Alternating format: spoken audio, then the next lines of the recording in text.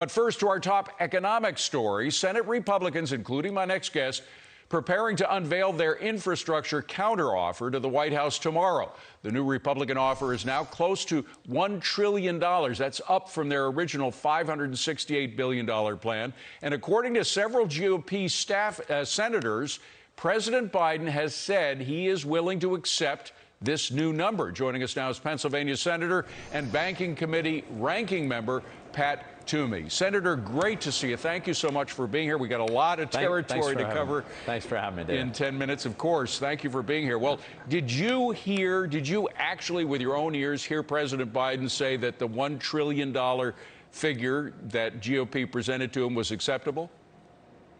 So I think the way I should characterize it is I certainly left with that impression from the president. I don't think he ever spelled out and said, here's my bottom line, but I was in the room, I was at the meeting, I wasn't the only one who came away with the impression that that's the ballpark of where the president could land.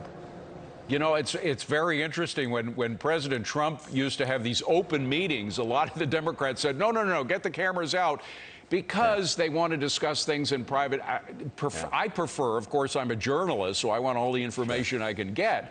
But wouldn't it be better if these things were televised the way Trump did?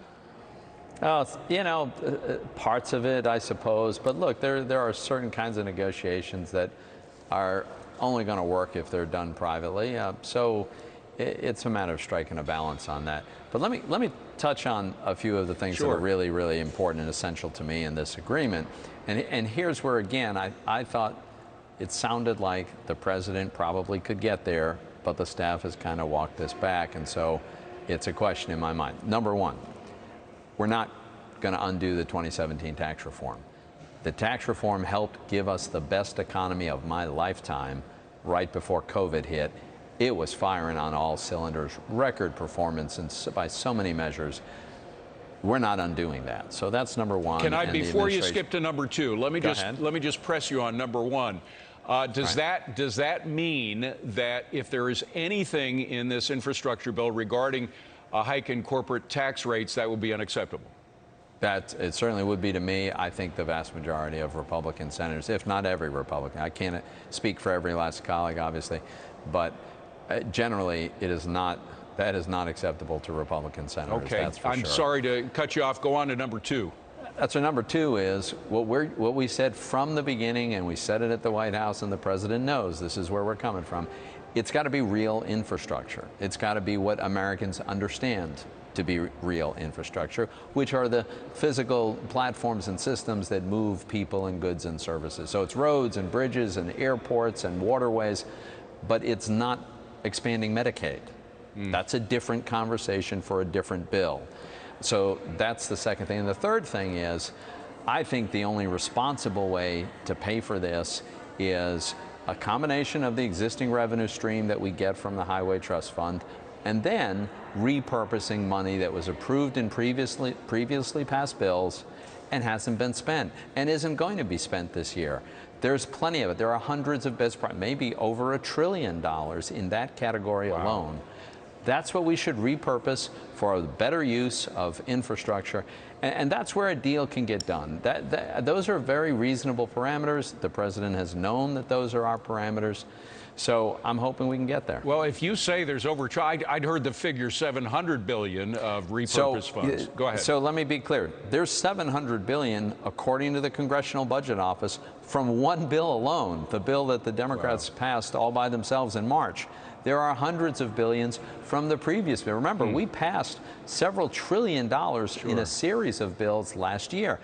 Most of that, I don't know about most, much of that money hasn't been spent yet. That's available to be reprogrammed also. So it is conceivable that if you have a $1 trillion infrastructure plan, the money's already there. You don't have to requisition new funds.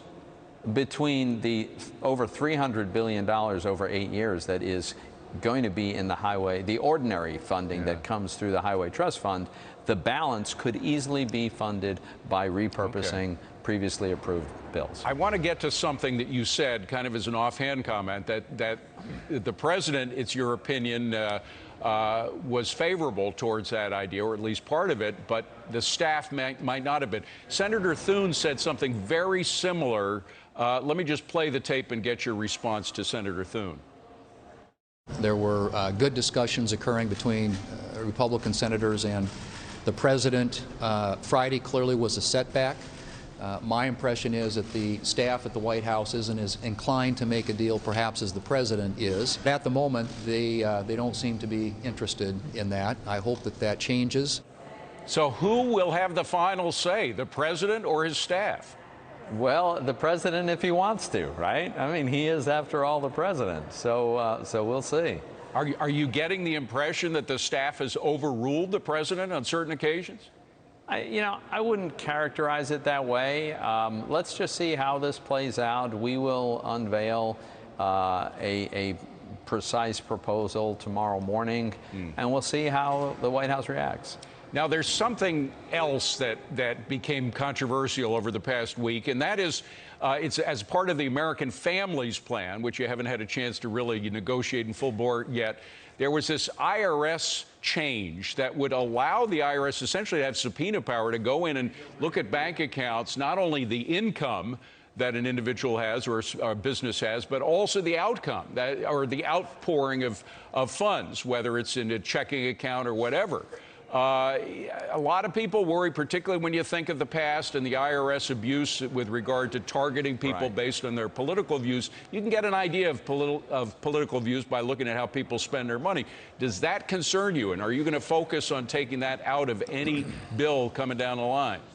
Well, that does definitely concern me a lot. I do remember when the IRS was weaponized by the Obama administration for political purposes to go after conservatives. That's just a fact. So that's pretty disturbing. The other thing is, this idea that there's a whole lot of money to be had if they just had more resources for more enforcement. I suspect a lot of that is exaggerated, and I'd be very concerned about giving the IRS all kinds of new powers to make people's lives miserable who, in most cases, have probably complied fully with the law. So I've got some concerns there. Senator, you also have some concerns about what's happening at the Federal Reserve on something that it usually doesn't involve itself in, which is racial equity. You have suggested that their interest in this subject goes beyond the purview of the Federal Reserve Board. They have written you back saying, we have received the inquiry from Senator Toomey's office, and we look forward to discussing with him how better understanding racial inequality helps the Federal Reserve reach its mandate of maximum employment and ensure that economic gains are widely experienced across the population regardless of race. I'm just wondering, and as I suppose you are, whether that's really the job of the Federal Reserve Board to enforce some kind of racial equity. It certainly is not. It's not at all clear that it's even possible. I mean, let's remember, their job is to manage monetary policy and to manage it in a way that maximizes employment and keeps prices stable. For them to try to break down every conceivable demographic subset of Americans and then do an analysis about, well, why is one subset doing differently than another? And then, by the way, they've gone beyond just doing research. They've gone into advocacy mode where they've adopted a number of left-wing policy positions that they've advocated, and that I'm referring to are some of the regional Fed banks. And that is not their purview. That is not their role. And frankly, they shouldn't be engaged in it. So I've got a lot of questions for you. Well, and the main question that I have, in the farthest stretches of your imagination, can you see how monetary policy could somehow be used to ensure racial equity? No, I don't think that's right. I think, you get to maximum employment in part by having a stable currency that people can rely on, people can plan on, and you do it through a free economy.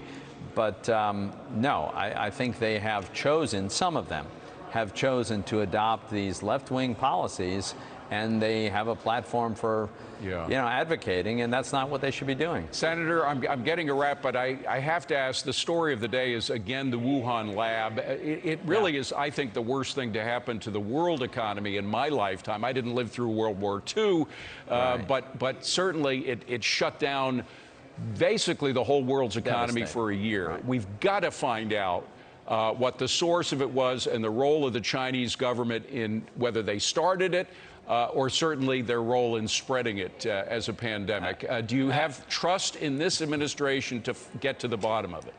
I'm a little worried about some of the things that I hear, and I completely agree. It's absolutely vital that we understand where this originated. We should understand how it got out, like how did it originally start to travel, and then if it did in fact originate in this Chinese lab, did the Chinese government systematically try to cover that up? Because it sure looks like it, right? Yeah. There's a lot of circumstantial evidence now. We don't have proof, but we've got a lot of circumstantial evidence.